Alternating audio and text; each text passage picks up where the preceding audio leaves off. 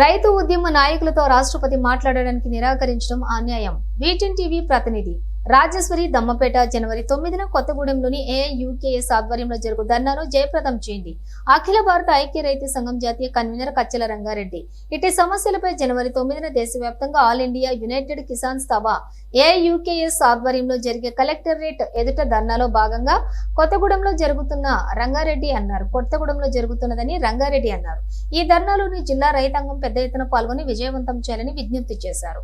ఈ కార్యక్రమంలోని అఖిల భారత ఐక్య రైతు సంఘం జిల్లా కార్యదర్శి Kalluri Kishore, CPI ML mass lion Palvancha division కార్యదర్శి గోకినపల్లి ప్రభాకర్, అఖిల భారత ప్రగతిశీల వ్యవసాయ కార్మిక సంఘం జిల్లా కార్యదర్శి అమర్లపూడి రాము, నూపా భాస్కర్, అలాగే టియుసిఐ జిల్లా నాయకులు గోనెల రమేష్, తోడం దుర్గమ్మ, చాప ముత్యాలరావు, కాకా రమేష్, వాడే గిరి తదితరులు పాల్గొన్నారు.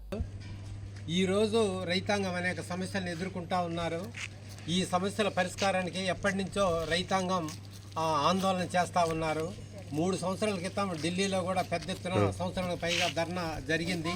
ఇప్పుడు కూడా హర్యానా, పంజాబ్ సరిహద్దుల్లో ఆందోళన మొదలైంది. ఆ సంఘం నాయకులు ప్రభుత్వాన్ని డిమాండ్ చేస్తున్న వాళ్ళు పట్టించుకోవటం లేదు, చాలా నిర్లక్ష్యంగా ఉంటా అన్నారు. దీన్ని మా సంఘం తీవ్రంగా ఖండిస్తున్నది. ముర్ము గారిని ఇట్లా రైతు సంఘం మాట్లాడాలని చెప్పి అపాయింట్మెంట్ కావాలని కోరితే నిరాకరించడాన్ని మేము తీవ్రంగా ఖండిస్తున్నాం. ఇది రైతుల ఎడల నిర్లక్ష్య ధోరణికి నిదర్శనం తప్ప మరొకటి కాదు. రైతాంగం గురించి ఏవో చేస్తున్నాం, ఎన్నో ప్రయోజనాలు కలిగిస్తున్నామని చెప్పి మోడీ ప్రభుత్వం కేంద్రంలో చెబుతున్నా ఈరోజు రాష్ట్రపతి గారు అనుసరించినటువంటి ఈ మొండి వైఖరి, నిరాకరణ ధోరణి ఇది వ్యవసాయాన్ని తక్కువ చూపు చూడటమే. ఇది రైతాంగ సమస్యల పరిష్కారం ఎడల నిర్లక్ష్యాన్ని తెలియజేస్తూ ఉంది. దీన్ని తీవ్రంగా ఖండిస్తున్నాం. ఇప్పటికైనా రైతు సమస్యల పరిష్కారం కోసం ముర్ము గారు కానీ లేదా కేంద్ర ప్రభుత్వ ప్రతినిధులు కానీ ఖచ్చితంగా రైతాంగంతో మాట్లాడాలి, రైతు సమస్యలు పరిష్కరించాలి.